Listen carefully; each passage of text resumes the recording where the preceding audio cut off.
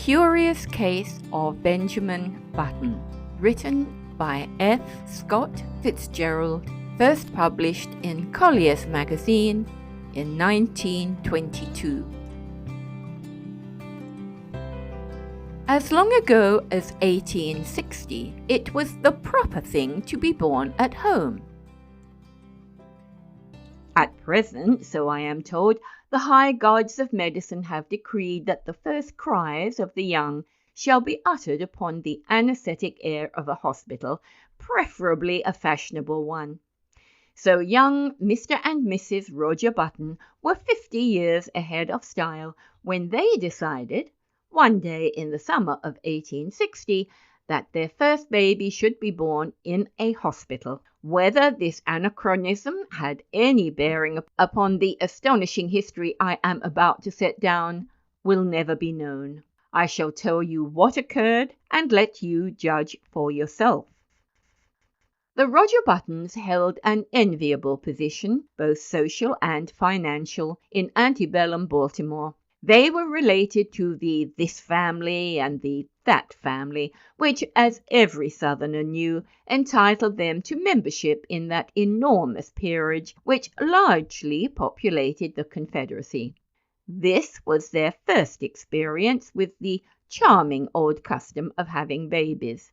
Mr. Button was naturally nervous. He hoped it would be a boy, so that he could be sent to Yale College in Connecticut, at which institution Mr. Button himself had been known for 4 years by the somewhat obvious nickname of Cuff. On the September morning consecrated to the enormous event, he arose nervously at 6 o'clock, dressed himself, adjusted an impeccable stock, and hurried forth through the streets of Baltimore to the hospital to determine whether the darkness of the night had borne in new life upon its bosom. When he was approximately 100 yards from the Maryland Private Hospital for ladies and gentlemen, he saw Dr. Keene, the family physician, descending the front steps, rubbing his hands together with a washing movement, as all doctors are required to do by the unwritten ethics of their profession. Mr. Roger Button, the president of Roger Button & Co., a wholesale hardware, began to run towards Dr. Keene with much less dignity than was expected from a Southern gentleman of that picturesque period. "Dr. Keene!" he called. "Oh, Dr. Keene!" The doctor heard him, faced around, and stood waiting, a curious expression settling on his harsh, medicinal face as Mr. Button drew near. "What happened?" demanded Mr. Button, as he came up in a gasping rush. What was it? How is she? A boy? Who is it? What?" "Talk sense," said Dr. Keene sharply. He appeared somewhat irritated. Is a child born?" begged Mr. Button. Dr. Keene frowned. "Why, yes, I suppose so. After a fashion." Again he threw a curious glance at Mr. Button. Is my wife all right?" "Yes." Is it a boy or a girl?" "Here now," cried Dr. Keene in a perfect passion of irritation. "I'll ask you to go and see for yourself. It's outrageous." He snapped the last word out in almost one syllable, and then he turned away, muttering, "Do you imagine a case like this will help my professional reputation? One more would ruin me, ruin anybody." "Why? What's the matter? Triplets?" demanded Mr. Button, appalled. "No, not triplets," answered the doctor cuttingly. "What's more, you can go and see for yourself and get another doctor. I brought you into the world, young man, and I've been physician to your family for 40 years, but I'm through with you. I don't want to see you or any of your relatives ever again. Goodbye." Then he turned sharply, and without another word climbed into his phaeton, which was waiting at the curbstone, and drove severely away. Mr. Button stood upon the sidewalk, stupefied and trembling from head to foot. What horrible mishap had occurred? He had suddenly lost all desire to go into the Maryland Private Hospital for ladies and gentlemen. It was with the greatest difficulty that, a moment later, he forced himself to mount the stairs and enter the front door. A nurse was sitting behind a desk in the opaque gloom of the hall. Swallowing his shame, Mr. Button approached her. "Good morning," she remarked, looking up at him pleasantly. "Oh, good morning. I'm Mr. Button." At this a look of utter terror spread itself over the girl's face. She rose to her feet and seemed about to fly from the hall, restraining herself only with the most apparent difficulty. "I want to see my child," said Mr. Button. The nurse gave a little scream. "Oh, "Of course," she cried hysterically. "Upstairs, right, upstairs. Go up." She pointed the direction, and Mr. Button, bathed in cool perspiration, turned falteringly and began to mount to the second floor. I want to see my child." Clunk! The basin clattered to the floor and rolled in the direction of the stairs. Clunk! Clunk! It began a methodical descent, as if sharing in the general terror which this gentleman provoked. "I want to see my child," Mr. Button almost shrieked. He was on the verge of collapse. Clunk! The basin reached the first floor. The nurse regained control of herself and threw Mr. Button a look of hearty contempt. "All right, Mr. Button. Very well," she agreed in a hushed voice. "But if you knew what a state it's put us all in this morning, it's perfectly outrageous. The hospital will never have a ghost of a reputation after—" "Hurry!" "All right." "Come this way then, Mr. Button." He dragged himself after her. At the end of a long hall they reached a room from which proceeded a variety of howls, indeed a room which, in later parlance, would have been known as the crying room. They entered. "Well," gasped Mr. Button. "Which is mine?" "There," said the nurse. Mr. Button's eyes followed her pointing finger, and this is what he saw. Wrapped in a voluminous white blanket, and partly crammed into one of the cribs, there sat an old man, apparently about 70 years of age. His sparse hair was almost white, and from his chin dripped a long, smoke-coloured beard, which waved absurdly back and forth, fanned by the breeze coming in at the window. He looked up at Mr. Button with dim, faded eyes, in which lurked a puzzled question. "Am I mad?" thundered Mr. Button, his terror resolving into rage. Is this some ghastly hospital joke?" "It doesn't seem like a joke to us," replied the nurse severely. "and I don't know whether you're mad or not, but that is most certainly your child." The cool perspiration redoubled on Mr. Button's forehead. He closed his eyes and then, opening them, looked again. There was no mistake. He was gazing at a man of 70, a baby of 70, a baby whose feet hung over the sides of the crib in which it was reposing. The old man looked placidly from one to the other for a moment, and then suddenly spoke in a cracked and ancient voice. "Are you my father?" he demanded. Mr. Button and the nurse started violently. "Because if you are," went on the old man querulously, "I wish you'd get me out of this place, or at least get them to put a comfortable rocket in here." "Where in God's name did you come from? Who are you?" burst out Mr. Button frantically. "I can't tell you exactly who I am," replied the querulous one, "because I've only been born a few hours. But my last name is certainly Button." "You lie! You're an impostor." The old man turned wearily to the nurse. "Nice way to welcome a newborn child," he complained in a weak voice. "Tell him he's wrong, why don't you?" "You're wrong, Mr. Button," said the nurse severely. "This is your child, and you'll have to make the best of it. We're going to ask you to take him home with you as soon as possible, sometime today." "Home?" repeated Mr. Button incredulously. "Yes, we can't have him here. We really can't, you know." "Well, I'm glad of it," whined the old man. "This is a fine place to keep a youngster of quiet tastes, with all this yelling and howling. I haven't been able to get a wink of sleep. I asked for something to eat, and they brought me a bottle of milk." Mr. Button sank down upon a chair near his son and concealed his face in his hands. "Oh, my heavens!" he murmured in an ecstasy of horror. What will people say? What must I do? You'll have to take him home, insisted the nurse. Immediately. A grotesque picture formed itself with dreadful clarity before the eyes of the tortured man. A picture of himself walking through the crowded streets of the city with this appalling apparition stalking by his side. I can't, he moaned. People would stop to speak to him, and what was he going to say? He would have to introduce this septuagenarian. This is my son, born early this morning. And then the old man would gather his blanket around him, and they would plod on, past the bustling stores, the slave market. For a dark instant, Mr. Button wished passionately that his son was black. Past the luxurious houses of the residential district, past the home for the aged. Pull yourself together, commanded the nurse. See here, the old man announced suddenly. If you think I'm going to walk home in this blanket, you're entirely mistaken. Babies always have blankets. With a malicious crackle, the old man held up a small white swaddling garment. Look, he quavered.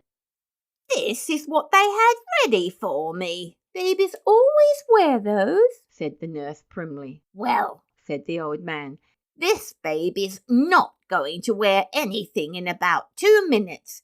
This blanket itches. They might at least have given me a sheet. Oh, keep it on. Keep it on, said Mr. Button hurriedly. He turned to the nurse. What'll I do? Go downtown and buy your son some clothes. Mr. Button's son's voice followed him down into the hall. And a cane, Father. I want to have a cane.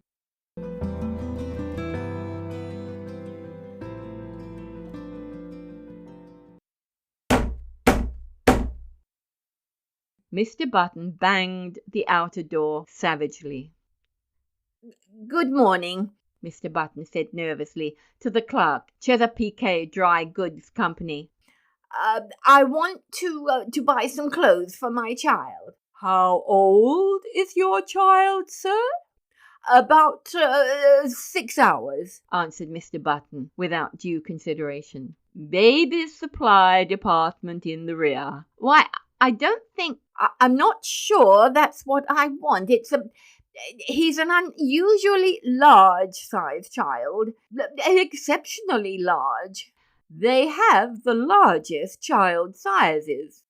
Where is the boys' department? Inquired Mr. Button, shifting his ground desperately. He felt that the clerk must surely scent his shameful secret. Right here.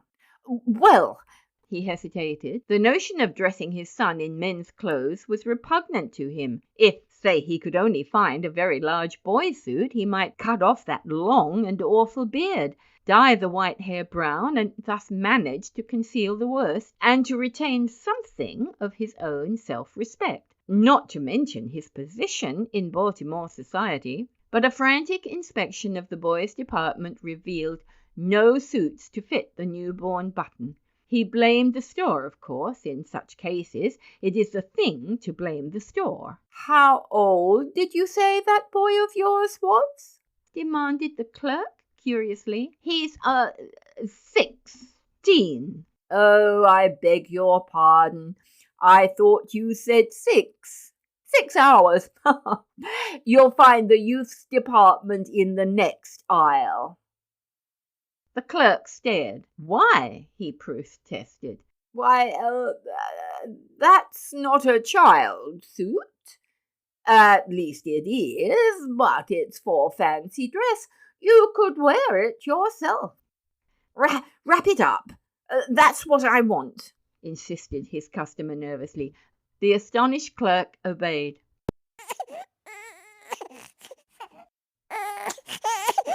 Back at the hospital, Mr. Button entered the nursery and almost threw the package at his son. Here's your clothes, he snapped out. The old man untied the package and viewed the contents with a quizzical eye. They look sort of funny to me, he complained. I don't want to be made a monkey of. You've made a monkey of me, retorted Mr. Button fiercely. Never you mind how funny you look. Put them on, or I'll spank you.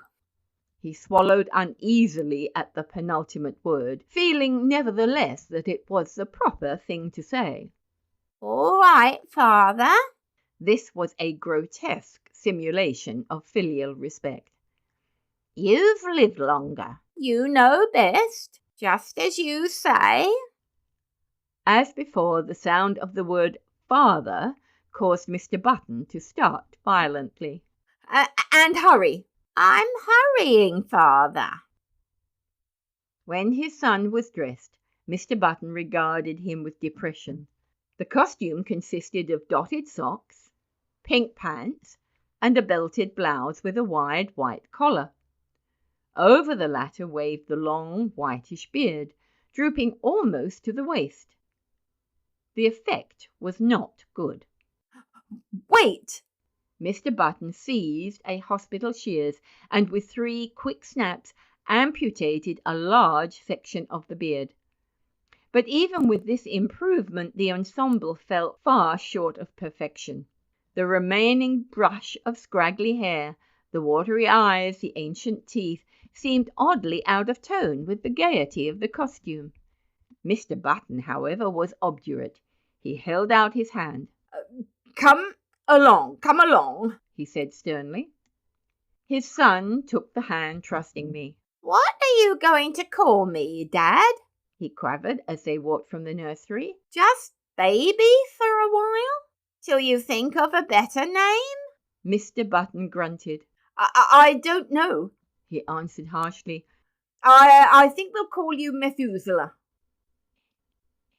Even after the new addition to the Button family had had his hair cut short and then dyed to a sparse, unnatural black, had his face shaved so close that it glistened, and had been attired in small boy clothes made to order by a flabbergasted tailor, it was impossible for Button to ignore the fact that his son was a poor excuse for a first family baby. Despite his aged stoop, Benjamin Button, for it was by this name they called him instead of the appropriate but invidious Methuselah, was 5 foot 8 inches tall. His clothes did not conceal this, nor did the clipping and dyeing of his eyebrows disguise the fact that the eyes under were faded and watery and tired. In fact, the baby nurse, who had been engaged in advance, left the house after one look in a state of considerable indignation. But Mr. Button persisted in his unwavering purpose. Benjamin was a baby, and a baby he should remain. At first he declared that if Benjamin didn't like warm milk, he could go without food altogether, but he was finally prevailed upon to allow his son bread and butter, and even oatmeal, by way of compromise. One day he brought home a rattle, and, giving it to Benjamin, insisted in no uncertain terms that he should play with it. Whereupon the old man took it with a weary expression, and could be heard jingling it obediently at intervals throughout the day. There can be no doubt, though, that the rattle bored him, and that he found other and more soothing amusements when he was left alone. For instance, Mr. Button discovered one day that during the preceding week he had smoked more cigars than ever before, a phenomenon which was explained a few days later when entering the nursery unexpectedly. He found the room full of faint blue haze, and Benjamin with a guilty expression on his face, trying to conceal the butt of a dark Havana. This, of course, called for a severe spanking, but Mr. Button found that he could not bring himself to administer it. He merely warned his son that it would stunt his growth. Nevertheless, he persisted in his attitude. He brought home lead soldiers. He brought toy trains. He brought large, pleasant animals made of cotton, and to perfect the illusion, which he was creating for himself at least, he passionately demanded of the clerk in the toy store whether the paint would come off the pink duck if the baby put it in his mouth. But despite all his father's efforts, Benjamin refused to be interested. He would steal down the back stairs and return to the nursery with a volume of the Encyclopaedia Britannica, over which he would pore through an afternoon while his cotton cows and his Noah's Ark were left neglected on the floor. Against such a stubbornness, Mr. Button's efforts were of little avail. The sensation created in Baltimore was, at first, prodigious. What the mishap would have cost the Buttons and the kinsfolk socially cannot be determined, for the outbreak of the Civil War drew the city's attention to other things. A few people who were unfailingly polite racked their brains for compliments to give to the parents, and finally hit upon the ingenious device of declaring that the baby resembled his grandfather, a fact which, due to the standard state of decay common to all men of 70, could not be denied. Mr. and Mrs. Roger Button were not pleased, and Benjamin's grandfather was furiously insulted.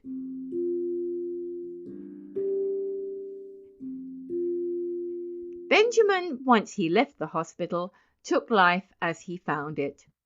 Several small boys were brought to see him, and he spent a stiff-jointed afternoon trying to work up an interest in tops and marbles. He even managed quite accidentally to break a kitchen window with a stone from a slingshot, a feat which secretly delighted his father. Thereafter Benjamin contrived to break something every day. But he did these things only because they were expected of him, and because he was, by nature, obliging. When his grandfather's initial antagonism wore off, Benjamin and that gentleman took enormous pleasure in one another's company. They would sit for hours, these two, so far apart in age and experience, and like old cronies, discuss with tireless monotony the slow events of the day. Benjamin felt more at ease in his grandfather's presence than in his parents'. They seemed always somewhat in awe of him, and despite the dictatorial authority they exercised over him, frequently addressed him as Mr. He was as puzzled as anyone else at the apparently advanced age of his mind and body at birth. He read up on it in the medicinal journal, but found that no such case had been previously recorded. At his father's urging, he made an honest attempt to play with other boys, and frequently he joined in the milder games. Football shook him up too much, and he feared that in case of a fracture, his ancient bones would refuse to knit. When he was 5, he was sent to kindergarten, where he initiated into the art of pasting green paper on orange paper, of weaving coloured maps, and manufacturing eternal cardboard necklaces. He was inclined to drowse off to sleep in the middle of these tasks, a habit which both irritated and frightened his young teacher. To his relief, she complained to his parents, and he was removed from the school. The Roger Buttons told their friends that they felt he was too young. By the time he was 12 years old, his parents had grown used to him. Indeed, so strong is the force of custom that they no longer felt that he was different from any other child, except when some curious anomaly reminded them of the fact. But one day, a few weeks after his 12th birthday, while looking in the mirror, Benjamin made, or thought he made, an astonishing discovery. Did his eyes deceive him, or had his hair turned in the dozen years of his life from white to iron grey under its concealing dye? Was the network of wrinkles on his face becoming less pronounced? Was his skin healthier and firmer, with even a touch of ruddy winter colour? He could not tell. He knew that he no longer stooped, and that his physical condition had improved since the early days of his life. Can it be? I wonder, he thought to himself, or rather scarcely dared to think. He went to his father. I am grown, he announced determinedly. I want to put on long trousers. His father hesitated. Well, I don't know. 14 is the age for putting on long trousers, and you're only 12. He said finally. But you'll have to admit, protested Benjamin, that I'm big for my age. Oh, I'm not so sure of that, he said. I was as big as you when I was 12. This was not true. It was all part of Roger Button's silent agreement with himself to believe in his son's normality. Finally, a compromise was reached. Benjamin was to continue to dye his hair. He was to make a better attempt to play with boys of his own age. He was not to wear his spectacles or carry a cane in the street. In return for these concessions, he was allowed his first suit of long trousers. Of the life of Benjamin Button between his 12th and 21st year, I intend to say little. Suffice to record that they were years of normal ungrowth. When Benjamin was 18, he was erect as a man of 50. He had more hair, and it was of a dark grey. His step was firm, his voice had lost its cracked quaver and descended to a healthy baritone. So his father sent him to Connecticut to take examination for entrance to Yale College. Benjamin passed his examination and became a member of the freshman class.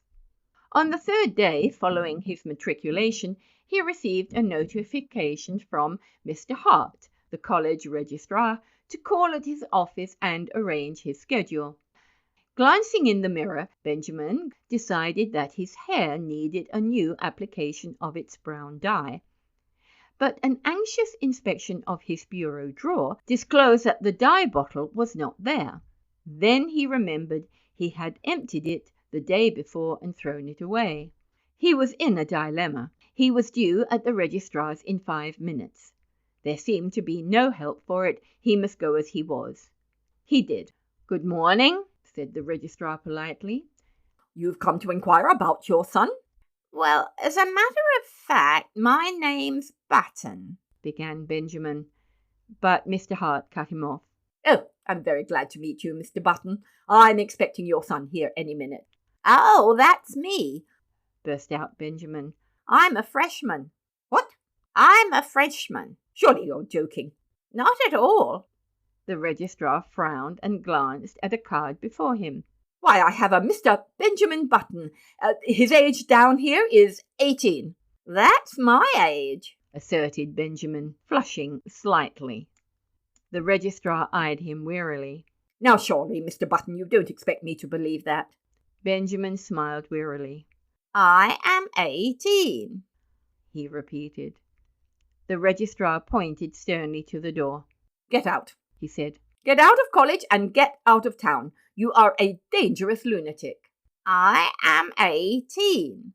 Mr. Hart opened the door. "The idea! A man of your age trying to enter here as a freshman. 18 years old, are you? Well, I'll give you 18 minutes to get out of town." Benjamin Button walked with dignity from the room, and half a dozen undergraduates who were waiting in the hall followed him curiously with their eyes. When he had gone a little way, he turned around, faced the infuriated registrar, who was still standing in the doorway, and repeated in a firm voice, "I am 18 years old. 18. To a chorus of titters which went up from the group of undergraduates, Benjamin walked away. But he was not fated to escape so easily. On his melancholy walk to the railroad station, he found that he was being followed by a group, then by a swarm, and finally by a dense mass of undergraduates. The word had gone around that a lunatic had passed the entrance examination for Yale and attempted to palm himself off as a youth of 18. A fever of excitement permeated the college. Men ran hatless out of classes. The football team abandoned its practice and joined the mob. Professors' wives, with bonnets awry and bustles out of position, ran shouting after the procession, from which proceeded a continuous succession of remarks aimed at the tender sensibilities of Benjamin Button. He must be the wandering Jew. He ought to go to prep school at his age. Look at the infant prodigy. He thought this was the old men's home. Go up to Harvard? Ah!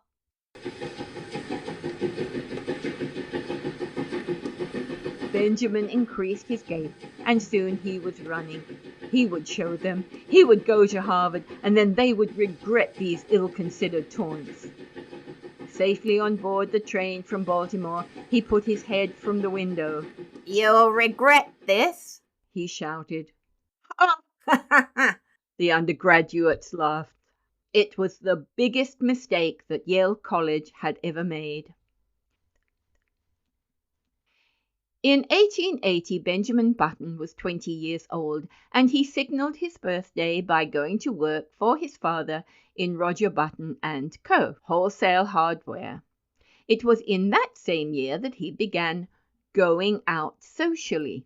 That is, his father insisted on taking him to several fashionable dances. Roger Button was now 50, and he and his son were more and more companionable. In fact, since Benjamin had ceased to dye his hair, which was still greyish, they appeared about the same age and could have passed for brothers. One night in August they got into the phaeton attired in their full dress suits and drove out to a dance at the Shevlins' country house, situated just outside of Baltimore. It was a gorgeous evening. A full moon drenched the road to the lustreless colour of platinum, and late-blooming harvest flowers breathed into the motionless air aromas that were like low, half-heard laughter. The open country carpeted for rods around the bright wheat, and was translucent as in the sky. It was almost impossible not to be affected by the sheer beauty of the sky. Almost. Far up the road, the lights of the Shevlins' country house drifted into view, and presently there was a sighing sound that crept persistently towards them. It might have been the fine plaintive violins or the rustle of the silver wheat under the moon. They pulled up behind a handsome brougham, whose passengers were disembarking at the door. A lady got out, then an elderly gentleman, then another young lady, beautiful as sin. Benjamin started. An almost chemical change seemed to dissolve and recompose the very element of his body. A rigour passed over him, blood rose into his cheeks, his forehead, and there was a steady thumping in the ears. It was first love.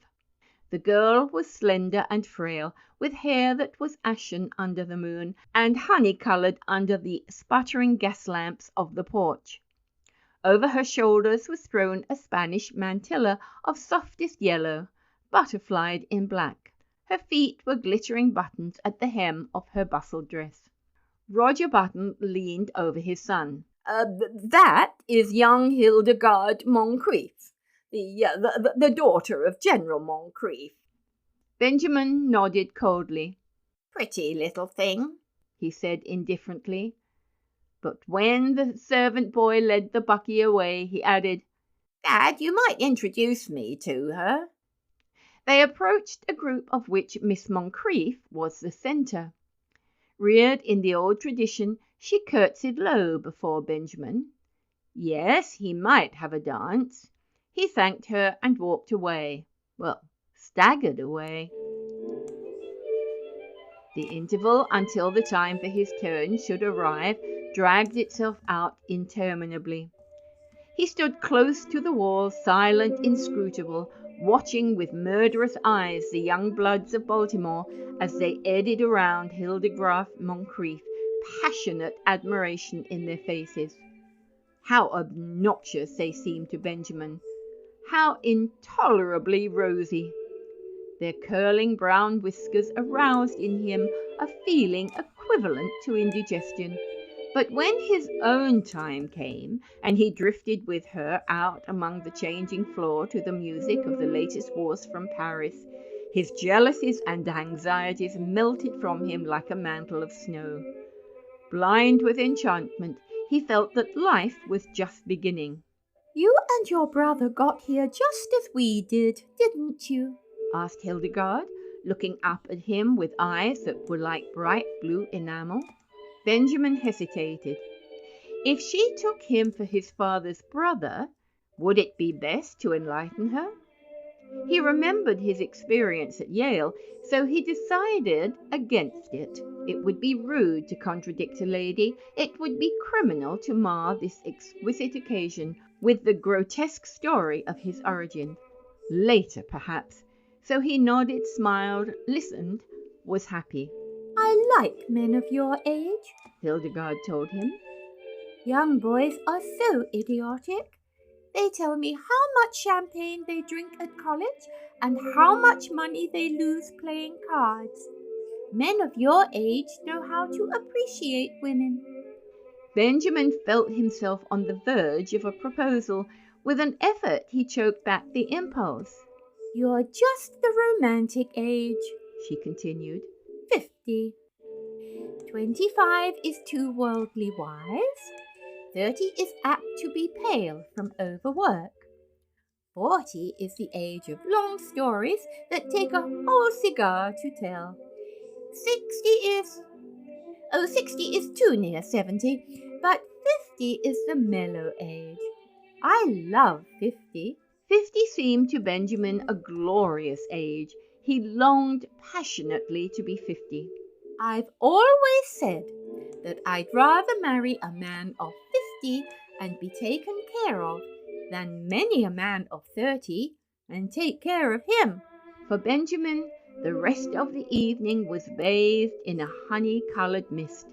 Hildegard gave him 2 more dances, and they discovered that they were marvelously in accord on all the questions of the day. She was to go driving with him on the following Sunday, and then they would discuss all these questions further.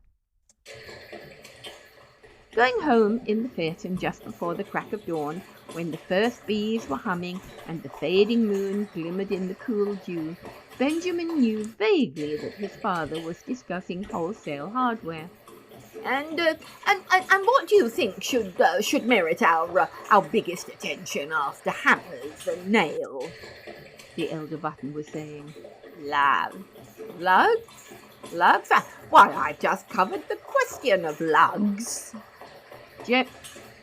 Benjamin regarded him with dazed eyes, just as the eastern sky was suddenly cracked with light, and an oriole yawned piercingly in the quickening trees. When 6 months later the engagement of Miss Hildegard Moncrief to Mr. Benjamin Button was made known, I say made known, for General Moncrief declared he would rather fall upon his sword than announce it, the excitement in Baltimore society reached a feverish pitch. The almost forgotten story of Benjamin's birth was remembered and sent out upon the winds of scandal in picaresque and incredible forms. It was said that Benjamin was really the father of Roger Button, that he was his brother who had been in prison for 40 years, that he was John Wilkins Booth in disguise, and finally that he had 2 small conical horns sprouting from his head. The Sunday supplements of the New York papers played up the case with fascinating sketches which showed the head of Benjamin Button attached to a fish, to a snake, and finally to a body of solid brass. He became known journalistically as the Mystery Man of Maryland. But the true story, as is usually the case, had a very small circulation. However, everyone agreed with General Moncrief that it was criminal for a lovely girl who could have married any beau in Baltimore to throw herself into the arms of a man who was assuredly 50. In vain Roger Button published his son's birth certificate in large type in the Baltimore Blaze. No one believed it. You had only to look at Benjamin and see. On the part of the two people most concerned, there was no wavering. So many of the stories about her fiancé were false that Hildegard refused stubbornly to believe even the true one. In vain General Moncrief pointed out to her the high mortality among men of 50, or at least among men who looked 50. In vain he told her of the instability of the wholesale hardware business. Hildegard had chosen to marry for mellowness, and marry she did. In one particular at least the friends of Hildegard Moncrief were mistaken. The wholesale hardware business prospered amazingly.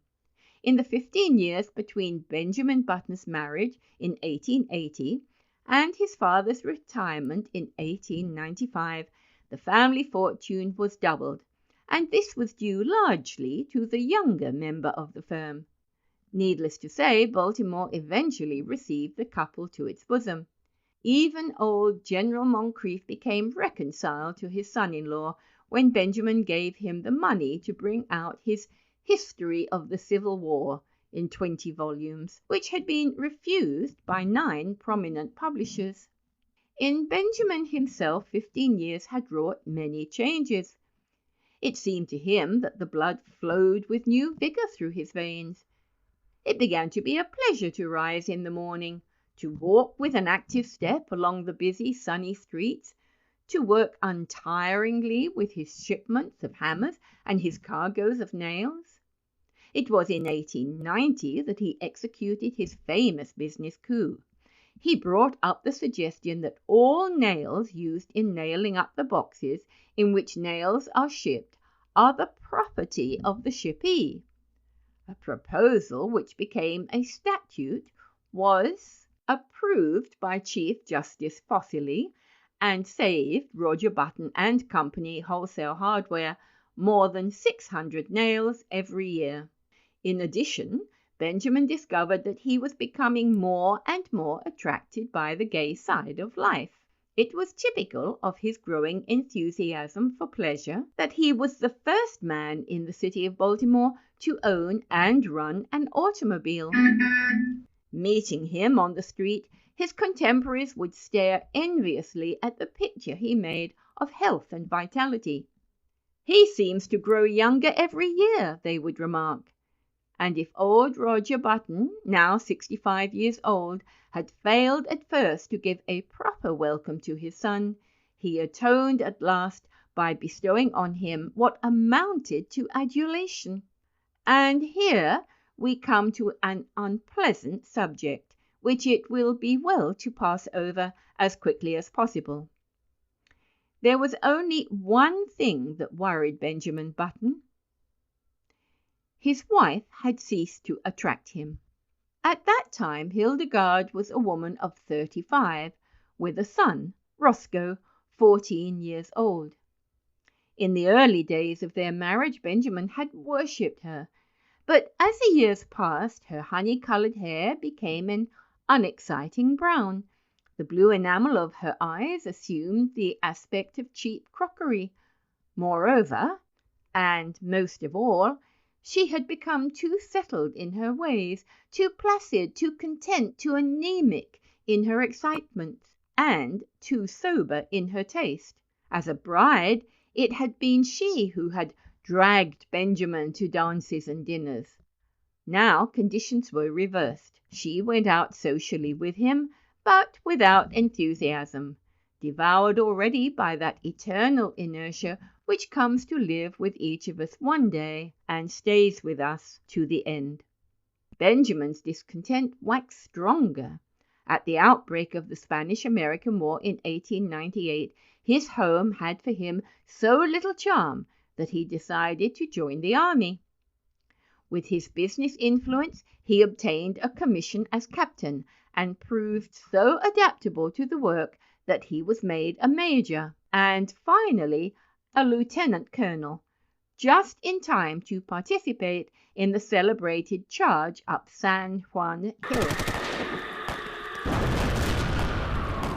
He was slightly wounded and received a medal. Benjamin had become so attached to the activity and excitement of array life that he regretted to give it up. But his business required attention, so he resigned his commission and came home.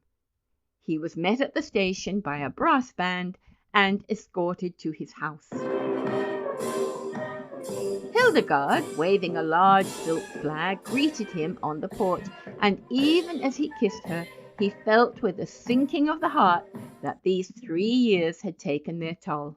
She was a woman of 40 now, with a faint skirmish line of grey hairs in her head. The sight depressed him. Up in his room he saw his reflection in the familiar mirror.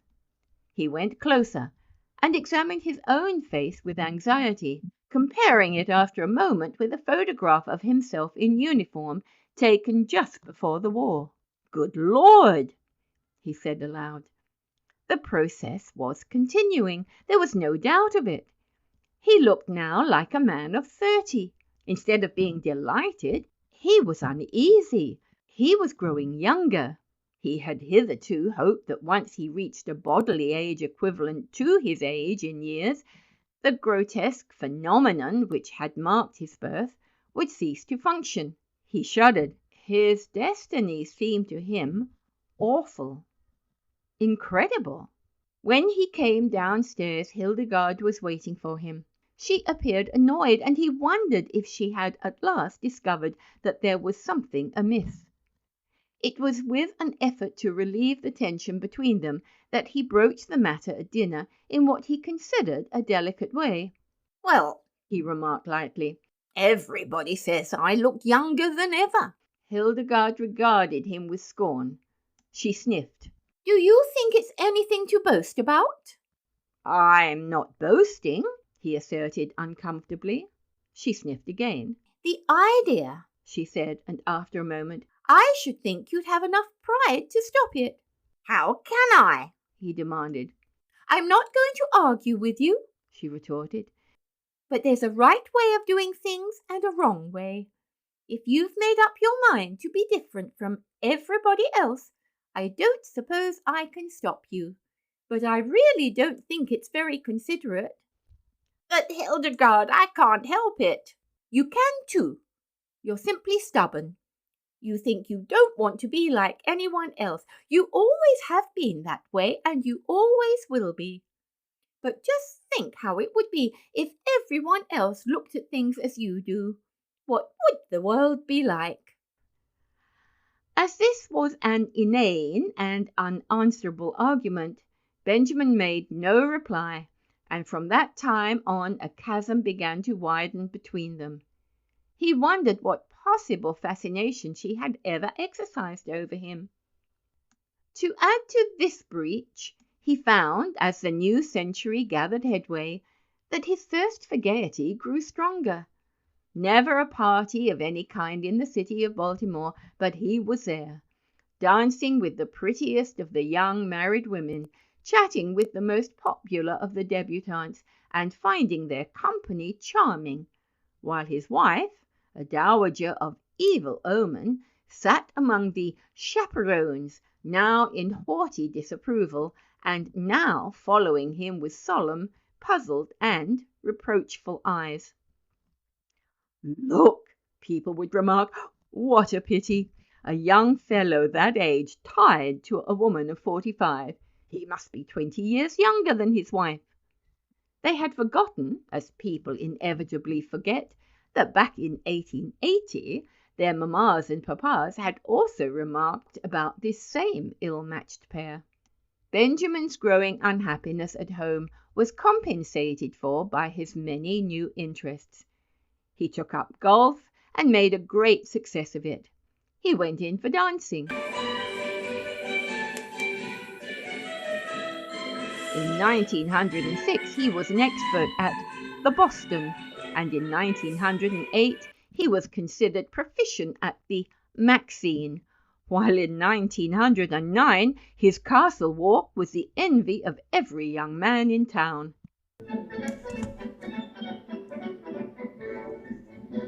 His social activities, of course, interfered to some extent with his business, But then he had worked hard at wholesale hardware for 25 years and felt that he could soon hand it on to his son Roscoe, who had recently graduated from Harvard. He and his son were, in fact, often mistaken for each other. This pleased Benjamin. He soon forgot the insidious fear which had come over him on his return from the Spanish-American War and grew to take a naive pleasure in his appearance.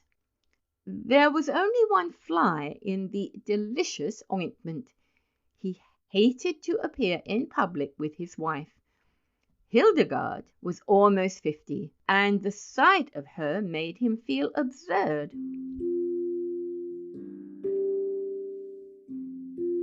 One September day in 1910, a few years after Roger Button & Co. wholesale hardware had been handed over to young Roscoe Button, a man apparently about 20 years old, entered himself as a freshman at Harvard University in Cambridge. He did not make the mistake of announcing that he would never see 50 again, nor did he mention the fact that his son had been graduated from the same institution 10 years before. He was admitted and almost immediately attained a prominent position in the class, partly because he seemed a little older than the other freshmen, whose average age was about 18. But his success was largely due to the fact that in the football game with Yale he played so brilliantly, with so much dash and with such a cold, remorseless anger that he scored 7 touchdowns and 14 field goals for Harvard and caused one entire 11 of Yale men to be carried singly from the field, unconscious. He was the most celebrated man in college. Strange to say, in his 3rd or junior year, he was scarcely able to make the team. The coaches said he had lost weight, and it seemed to the more observant among them that he was not quite as tall as before. He made no touchdowns. Indeed, he was retained on the team chiefly in hope that his enormous reputation would bring terror and disorganization to the Yale team. In his senior year, he did not make the team at all. He had grown so slight and frail that one day he was taken by some sophomores for a freshman, an incident which humiliated him terribly. He became known as something of a prodigy, a senior who was surely no more than 16, and he was often shocked at the worldliness of some of his classmates. His studies seemed harder to him. He felt that they were too advanced. He had heard his classmates speak of St. Midas, the famous preparatory school at which so many of them had prepared for college, and he determined after his graduation to enter himself at St. Midas, where his sheltered life among boys his own size would be more congenial to him. Upon his graduation in 1914, he went home to Baltimore with his Harvard diploma in his pocket. Hildegard was now residing in Italy, so Benjamin went to live with his son, Roscoe. But though he was welcome in a general way, there was obviously no heartiness in Roscoe's feeling towards him. There was even perceptible a tendency on his son's part to think that Benjamin, as he moped about the house in adolescent mooniness, was somewhat in the way. Roscoe was married now and prominent in Baltimore life, and he wanted no scandal to creep out in connection with his family. Benjamin, no longer persona grata with the debutantes and younger college set, found himself left much done, except for the companionship of 3 or 4 15-year-old boys in the neighborhood. His idea of going to St. Midas's school recurred to him. "Say," he said to Roscoe one day, "I've told you over and over that I want to go to prep school." "Well, go then," replied Roscoe shortly. The matter was distasteful to him, and he wished to avoid a discussion. "I can't go alone," said Benjamin helplessly. "You'll have to enter me and take me up there." "I haven't got time," declared Roscoe abruptly. His eyes narrowed, and he looked uneasily at his father. "As a matter of fact," he added, "you'd better not go on with this business much longer. You better pull up short. You better—" He paused, and his face crimsoned as he sought for words. You better... You better turn right around and start back the other way. This has gone too far to be a joke. It isn't funny any longer. You behave yourself." Benjamin looked at him on the verge of tears. "And another thing," continued Roscoe. "When visitors are in the house, I want you to call me Uncle. Not Roscoe, but Uncle. Do you understand? It looks absurd for a boy of 15 to call me by my first name. Perhaps you'd better call me Uncle all the time, so you'll get used to it." With a harsh look at his father, Roscoe turned away. At the termination of this interview, Benjamin wandered dismally upstairs and stared at himself in the mirror. He had not shaved for 3 months, but he could find nothing on his face but a faint white down with which it seemed unnecessary to meddle. When he had first come home from Harvard, Roscoe had approached him with the proposition that he should wear eyeglasses and imitation whiskers glued to his cheeks, and it had seemed for a moment that the farce of his early years was to be repeated. But whiskers had itched and made him ashamed. He wept, and Roscoe had reluctantly relented. Benjamin opened a book of boys' stories, The Boy Scouts in Bimini Bay, and began to read. But he found himself thinking persistently about the war. America had joined the Allied cause during the preceding month, and Benjamin wanted to enlist. But alas, 16 was the minimum age, and he did not look that old. His true age, which was 57, would have disqualified him anyway. There was a knock at his door, and the butler appeared with a letter bearing a large official legend in the corner and addressed to Mr. Benjamin Button. Benjamin tore it open eagerly and read the enclosure with delight. It informed him that many reserve officers who had served in the Spanish-American War were being called back into service with a higher rank, and it enclosed his commission as Brigadier General in the United States Army, with orders to report immediately. Benjamin jumped to his feet, fairly quivering with enthusiasm. This was what he had wanted. He seized his cap, and 10 minutes later he had entered a large tailoring establishment on Charles Street and asked in his uncertain treble to be measured for a uniform. "Want to play soldier, sonny?" demanded the clerk casually. Benjamin flushed. "Never mind what I want," he retorted angrily. "And I live on Mount Vernon Place, so you know I'm good for it." "Well," admitted the clerk hesitantly, "if you're not, I guess your daddy is all right." Benjamin was measured, and a week later his uniform was complete.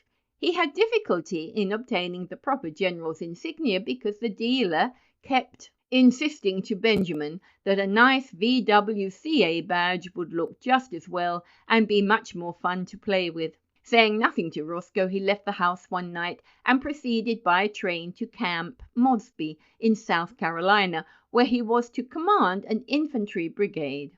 On a sultry April day, he approached the entrance to the camp, paid off the taxicab which had brought him from the station, and turned to the sentry on guard. "Get someone to handle my luggage," he said briskly. The sentry eyed him reproachfully. "Say," he remarked, "where you going with the general's duds, sonny?" Benjamin, veteran of the Spanish-American War, whirled upon him with fire in his eye, but with, alas, a changing treble voice. "Come to attention," he tried to thunder. He paused for breath. Then suddenly he saw the sentry snap his heels together and bring his rifle to the present. Benjamin concealed a smile of gratification, but when he glanced around his smile faded. It was not he who had inspired obedience, but an imposing artillery colonel who was approaching on horseback. "Colonel!" cried Benjamin shrilly. The colonel came up, drew rein, and looked coolly down at him with a twinkle in his eyes. "Whose little boy are you?" he demanded kindly. "I'll soon darn well show you whose little boy I am," retorted Benjamin in a ferocious voice. "Get down off that horse." The colonel roared with laughter. "You want him, eh, General?" Here, cried Benjamin desperately, read this. And he thrust his commission towards the Colonel. The Colonel read it, his eyes popping from their sockets. Where did you get this? He demanded, slipping the document into his own pocket. I got it from the government, as you'll soon find out. You come along with me. We'll go up to headquarters and talk this over. Come along. The Colonel turned and began walking his horse in the direction of headquarters. There was nothing for Benjamin to do but follow with as much dignity as possible, meanwhile promising himself a stern revenge. But this revenge did not materialize. 2 days later, however, his son Roscoe materialized from Baltimore, hot and cross from a hasty trip, and escorted the weeping general sans uniform back to his home.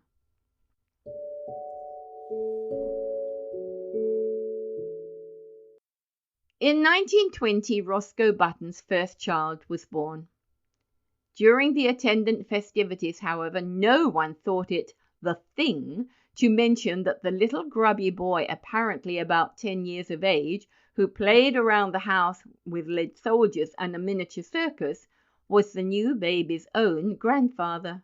No one disliked the little boy, whose fresh, cheerful face was crossed with just a hint of sadness, but to Roscoe Button his presence was a source of torment.